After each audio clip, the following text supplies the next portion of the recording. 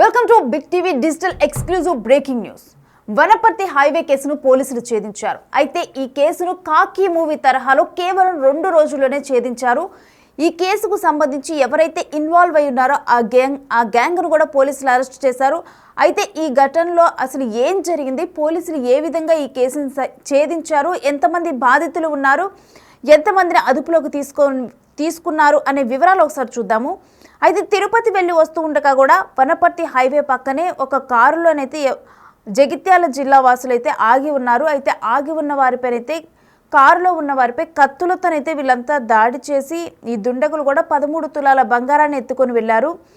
అయితే పోలీసులు ఈ కేసును ఏ విధంగా ఛేదించారని చూస్తే పార్టీ గ్యాంగ్ వేలుముద్రలు ఎవరైతే గతంలో కొంతమంది ఆల్రెడీ ఏదైనా కొత్త కేసులు వచ్చినప్పుడు గతంలో ఎవరెవరు ఇటువంటి దొంగతనాలకు పాల్పడే వాళ్ళు అంటే ఆ దొంగతనం ఏ విధంగా జరిగింది అని ఆ మోడల్ తెలుసుకొని దాని తర్వాత ఈ విధంగా ఏ దొంగలు పాల్పడతారు అని చెప్పి కూడా అలా ఏర్పాటు చేసి ఆ తర్వాత ఆల్రెడీ దొంగలు ఎవరైతే ఉన్నారో వాళ్ళ వేలుముద్రలు పోలీసుల వద్ద ఉంటాయి.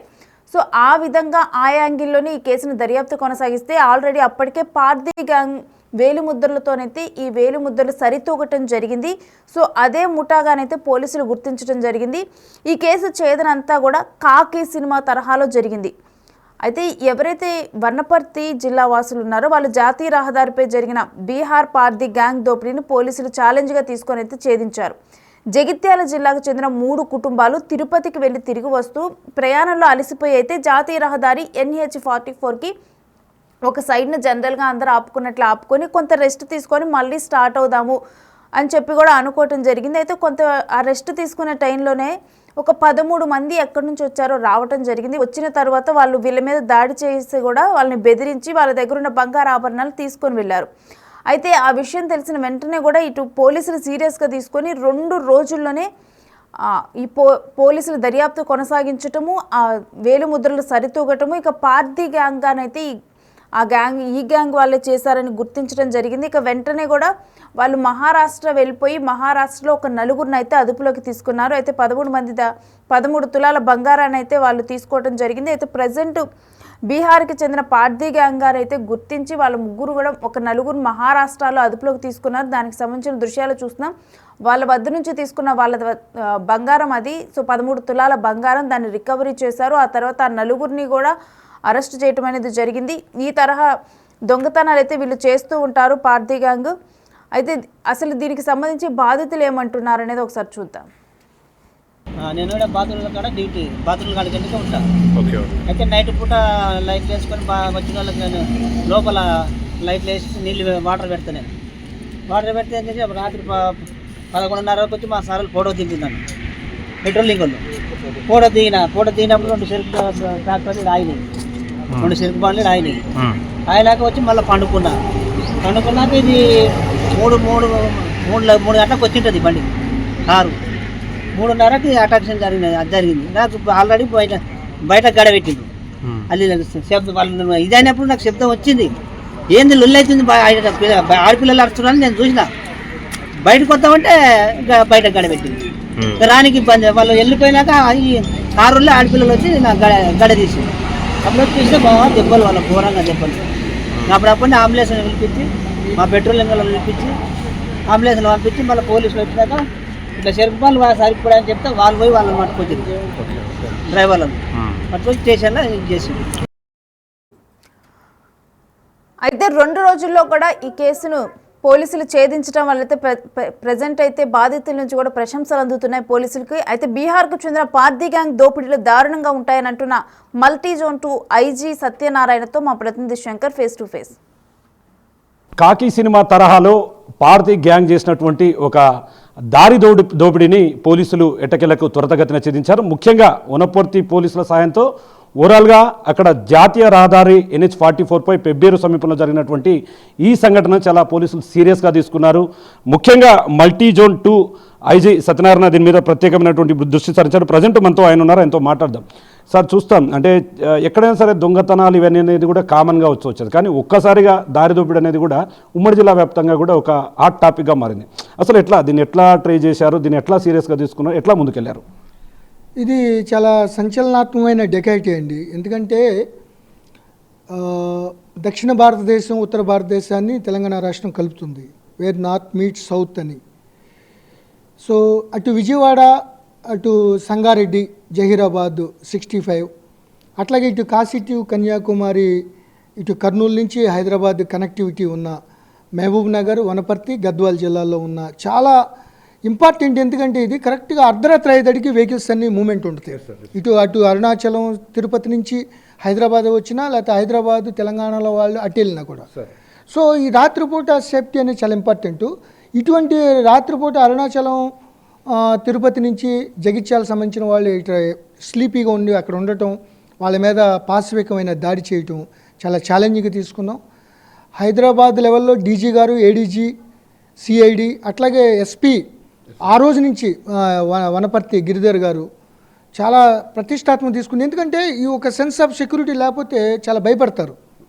సో ఇటువంటి భయపడే అవకాశం ఇవ్వకోకుండా దీన్ని చాలా ప్రతిష్టాత్మక తీసుకుని ఒక పక్కన హైవే పెట్రోలింగ్, వెపన్స్తో ఇంటెన్సిఫై చేయడంతో పాటు వాళ్ళు చెరుకు కటింగు అండ్ ట్రాన్స్పోర్ట్ కింద ఈ పార్దీ గ్యాంగు వాళ్ళ కూలీల ముసుగులో వచ్చి ఈ చాలాసార్లు అబ్జర్వ్ చేసి దీన్ని అటాక్ చేయడం జరిగింది. దాన్ని చాలా చిన్న క్లూతో దాన్ని బస్టింగ్ చేసి మహారాష్ట్ర వెళ్ళి వాళ్ళంతా హిస్టరీ తీసి మొత్తం అంతా తీసుకొచ్చి వాళ్ళని పట్టుకోవడం జరిగింది. సార్, ఇప్పుడు ప్రధానంగా మనం యాక్చువల్గా సినిమాల్లో మాత్రమే పార్దీ గ్యాంగ్ గురించి వింటాం. ఎందుకంటే వాళ్ళంతా చాలా అరాచకాలు చేస్తారు, దోపిడీ కూడా క్షణాల్లో డిఫరెంట్గా వారిని తేరుకునే లోపలనే వారిని గాయపరచడం, చంపడం వరకు కూడా పోతుందంటూ కూడా తెలుస్తుంది. నిజంగా పార్దీ గ్యాంగ్ అట్లాంటి ఘటనలు అంటే నిజంగా అట్లాంటివి చేస్తుందా, లేకుంటే ఈరోజు జరిగిన ఆ ఘటనలో కూడా వాళ్ళే మెయిన్గా వాళ్ళ హస్తం ఉంది కదా, దాంట్లో మెయిన్గా పార్దీ గ్యాంగ్ గురించి చెప్పాల్సి వస్తే ఏం చెప్తారు మీరు? పార్దీ గ్యాంగ్ అనేది చాలా నోటోరియస్ క్రిమినల్ గ్యాంగ్ అండి. అది వాళ్ళు మోడస్ ఆపరండి. వాళ్ళు స్టార్ట్ అయ్యేటప్పుడు ఏదో పూజలు, క్షుద్ర పూజలు ఇవన్నీ చేసుకుని వెళ్తారు, రెక్కీ చేస్తారు, ఏదో చిన్న చిన్న పనులు చేస్తారు. ఆ క్షణంలో ఆ ఏరియాలో ఉన్న పరిసరాలకు తగ్గట్టుగా అడాప్టేషన్, కామప్లేజ్ అంటారు దాన్ని, దానికి రెడీ అయిపోతారు అన్నమాట. ఏదో బొమ్మలు అమ్ముకుంటారు లేడీసు, లేకపోతే ఇప్పుడు ఇక్కడ చెరుకు ఫ్యాక్టరీ ఉంది రామకృష్ణాపూర్లో, చెరుకు వర్కర్స్ లాగా వచ్చి వాళ్ళు చెరుకు తీసుకుని ట్రాన్స్పోర్ట్ చేసుకుని అబ్జర్వ్ చేసుకుని కరెక్ట్గా లైట్నింగ్ స్పీడ్తో వాళ్ళు అటాక్ చేసేసి మళ్ళీ విడిపోయి ఎవరికాళ్ళే వెళ్ళిపోతారు. దీంట్లో కూడా ఎక్కడెక్కడ 3 ఉన్న 6గురిలో 3 బ్యాచ్ల కింద వెళ్ళిపోయారు. అదేవిధంగా మనం హైదరాబాద్లో గత 20 సంవత్సరాలు ఇవన్నీ హైదరాబాద్ శివార్లో కూడా ఒక అతను పాశవికంగా రేప్ చేయడం, ఒక అతను వచ్చి రాగానే అటాక్ చేసి తల బదలు కొట్టేయడం, ఆ రక్తంతో చూసి బేతావాహులు అయిపోతారన్నమాట. మిగతా వాళ్ళు వెళ్ళి ఆ నగలు తీసుకోవటం, వచ్చిన తర్వాత విడిపోయి వెళ్ళిపోవటం. సో ఇది వెరీ డేంజరస్ గ్యాంగ్ ఇది. ఈవెన్ అక్కడికి వెళ్ళేటప్పుడు కూడా చాలా మ్యాసివ్ లెవెల్లో అటాక్ చేస్తారు. విలేజ్ మొత్తం అందరు కలిపి అటాక్ చేస్తారు. మనం ఒక 20-30 లేకపోతే 100 మందిని కూడా ఒకసారి నేను మల్కాజ్గిరి ఎస్సీపీ ఉన్నప్పుడు ఉప్పల్ నుంచి 150 మంది వెళ్ళటం జరిగింది. అయినా కూడా రాళ్లతో దాడి చేశారు. అయినా వాళ్ళని పట్టుకొచ్చి చట్టబద్ధంగా కఠినంగా శిక్షించడం జరిగింది. అంటే సార్ చూసాం, మొన్న జాతీయ రహదారిపై గతంలో జరిగినట్లు కూడా దొంగతనం జరిగింది. అంటే ముఖ్యంగా ఒక్కసారిగా వాహనదారులంతా కూడా అడలెత్తిపోయినటువంటి పరిస్థితి కనిపిస్తుంది. మేజర్గా దాంట్లో మీరు ఎంతమందిని అరెస్ట్ చేశారు, వీళ్ళంతా ఏ ప్రాంతానికి చెందిన వాళ్ళు, భవిష్యత్తులో మీరు ప్రయాణికులకు ఏం చెప్పదలుచుకున్నారు, ఎట్లాంటి చర్యలు తీసుకోబోతున్నారు?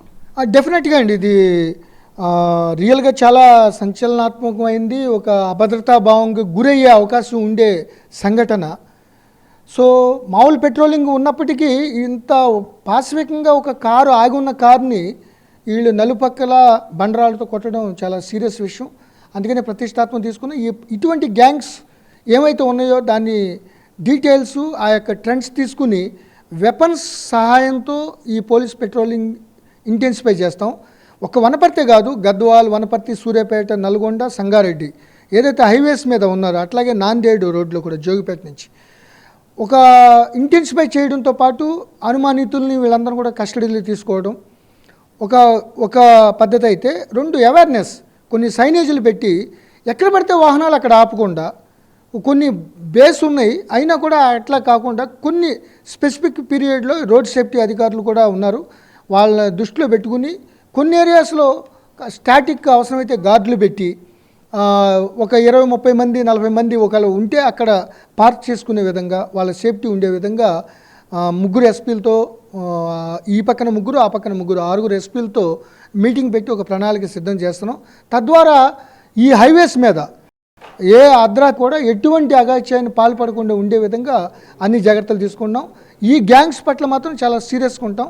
అంటే సార్ ఇప్పటి వరకు ఎంతమందిని అరెస్ట్ చేసిన, ఎంతమందిని వాళ్ళ నుంచి ఎంత సొమ్మును వాళ్ళు దొంగతనం చేశారు, ఎంత రికవర్ చేశారు, ఫర్దర్గా యాక్షన్ ఏ విధంగా ఉండబోతుంది? 13.5 తులాలే పోయిందండి. కానీ the way they attacked is very threatening అన్నమాట. సో ఛాలెంజింగ్ అన్నమాట పోలీస్కి. దాని దృష్టిలో పెట్టుకున్నాం. ఇప్పటికి 4 అరెస్ట్ చేసాం.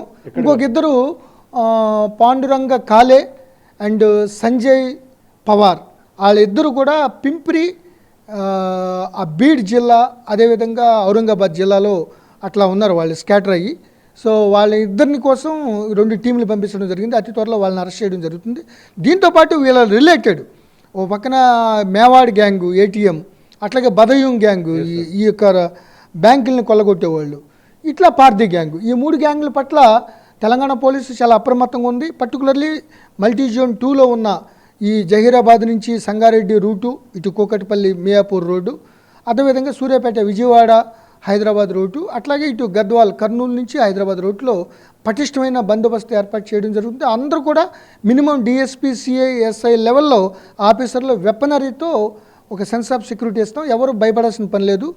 ప్రజలు ఏంటంటే ఎక్కడ పడితే అక్కడ ఆపుకోకుండా ఒక సెక్యూరిటీ ప్లేస్లో ఆపడానికి రోడ్ సేఫ్టీ అధికారులతో ఒక సమన్వయంగా ఒక ఏరియాస్ని ప్రిస్క్రైబ్ చేయడం జరుగుతుంది. ఆ ఏరియాలో ఉంటే స్టాటిక్ గార్డు కూడా అక్కడ పెట్టడానికి ప్రయత్నం చేస్తారు. దాంట్లో మహారాష్ట్ర వాళ్ళనే వేరే రాష్ట్రాలకు చెందిన వాళ్ళు ఎవరైనా? ఇది అయితే పార్టీ గ్యాంగ్ అయితే మహారాష్ట్ర గ్యాంగు, కంప్లీట్ మహారాష్ట్ర. వాళ్ళందరూ కూడా మహారాష్ట్ర చెందిన ఔరంగాబాద్, బీడ్ జిల్లాకు సంబంధించిన వాళ్ళు.